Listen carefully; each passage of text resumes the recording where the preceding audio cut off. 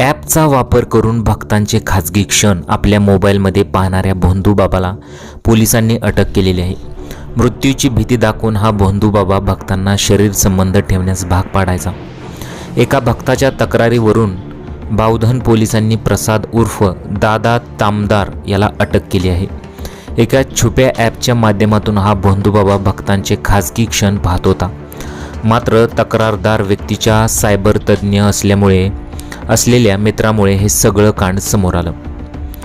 आध्यात्मिक बाबा असलेला प्रसाद तामदार वय वर्ष 29 हा काही भक्तांना मृत्यूची भीती दाखवायचा.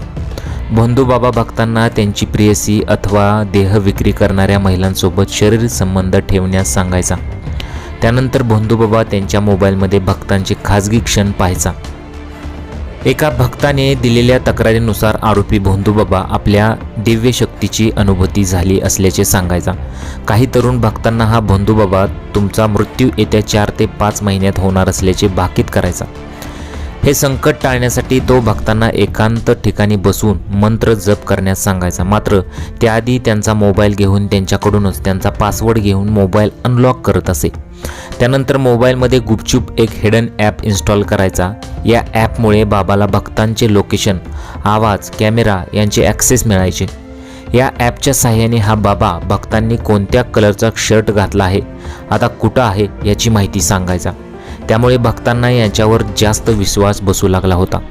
पण त्यानंतर हा बाबा भक्तांना प्रेयसी, देहविक्री करणाऱ्या महिला यांच्याशी शरीर संबंध ठेवण्यास सांगायचा.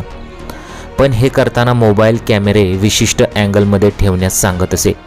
त्यावेळी बाबा हे खाजगी क्षण पाहायचा आणि त्याचे चित्रीकरण करत असे.